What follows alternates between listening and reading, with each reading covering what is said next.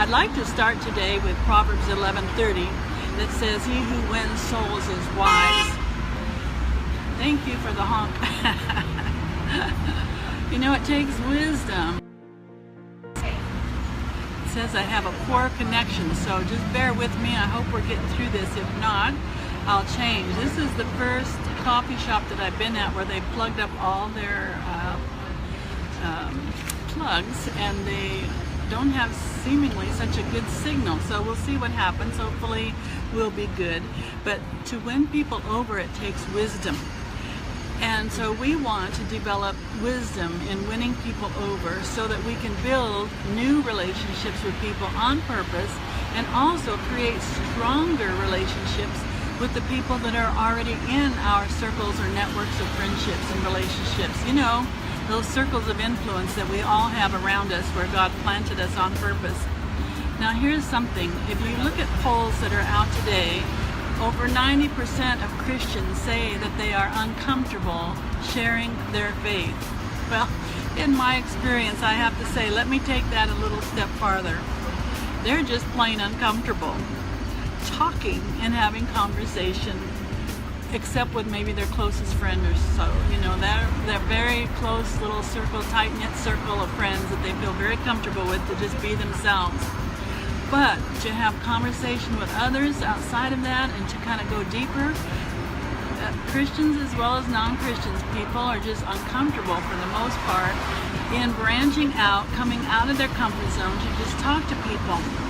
And so what I want to do is share step 1 of 5 things that you can begin to do to prepare the way for miracles. And every few days, and I'll do another step. And we'll just keep having the conversation. So step number 1, I just want to say, be gutsy. Yes, be gutsy. There's 3 parts to this being gutsy. One is to take personal responsibility to talk to somebody you don't know very well so that you can become skilled in talking to people anytime, any place, anywhere. You see, in the early 70s, I was so shy and so bashful. People thought I was stuck up because I was just that closed up. But I began to push myself on purpose to talk to people. And now I can talk to anybody, anytime. I don't care their status. I don't care their position. I don't care their culture. I don't care their age. I can talk to people now because I've developed that skill over time. And I've purposely pushed myself in that way.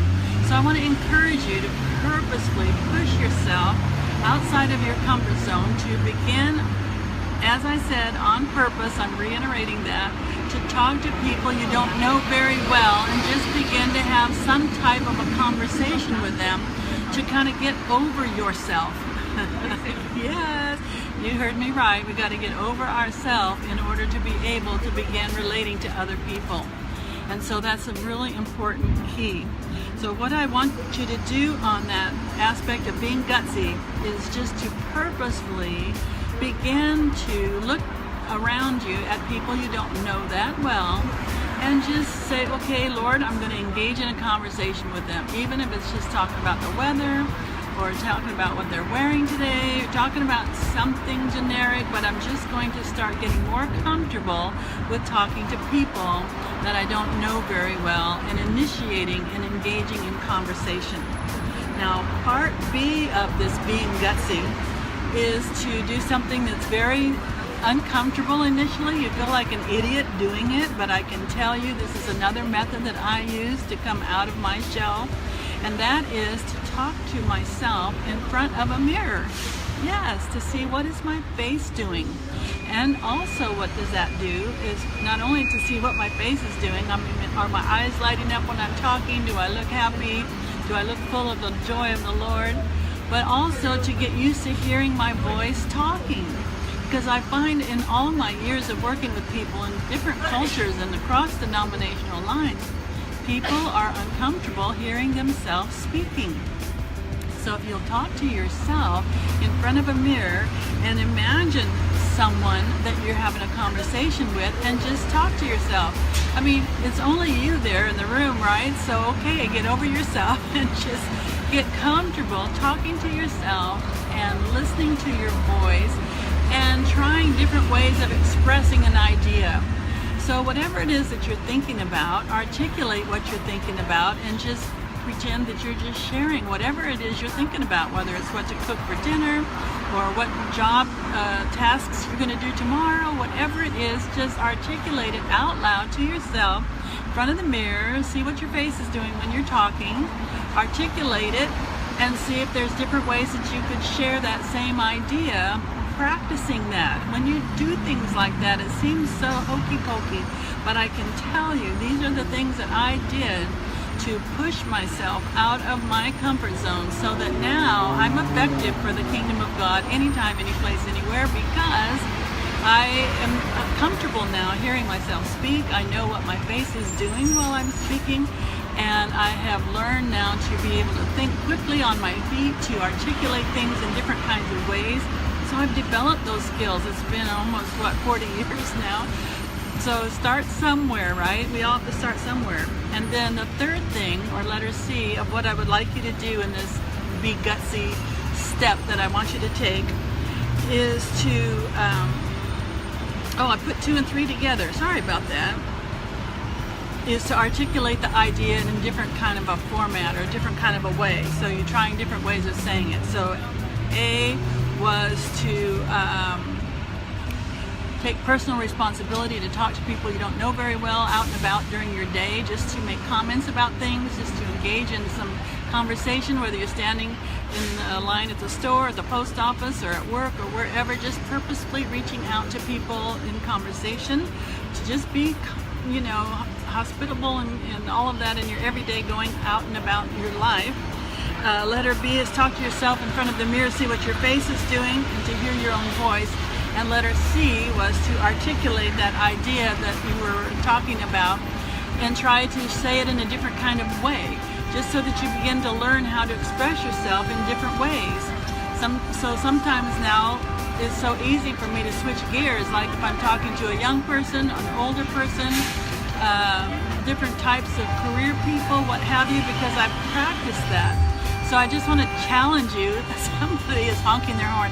This is Los Angeles at its best, peak traffic hour. How exciting. So I want to challenge you to learn how to overcome obstacles that get in your way. Oh my goodness, that person is laying on their horn, aren't they? And so that's what I want to leave you with today. And I would love to have you start the conversation below and just share which one of these aspects are a challenge for you. Maybe you'll say the first one. Woo, it's noisy here. In the area of being gutsy. Maybe it's just reaching out on purpose to talk to people around you that you don't know very well. Maybe it's talking to yourself in front of the mirror just to hear your own voice and to see what your face is doing. Or maybe it's the third way of just articulating the idea in different kinds of ways while you're talking to yourself in front of the mirror. So out of those 3 ways, which 1, 2, or 3 of them are new things for you that you could exercise and practice? And I know it might seem like insignificant or small, or I don't need to do that, but I can tell you, however skilled you are in speaking, even if you're a public speaker or minister, these are the kind of things that can help you, as I like to say, get gooder and gooder. Well, man, they love to honk their horn here in Los Angeles, California. I've got to tell you that much.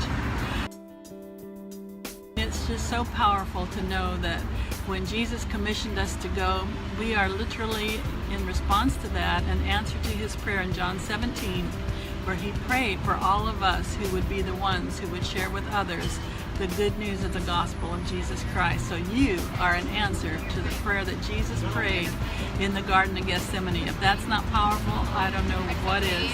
So God richly bless you. I look forward to seeing you again.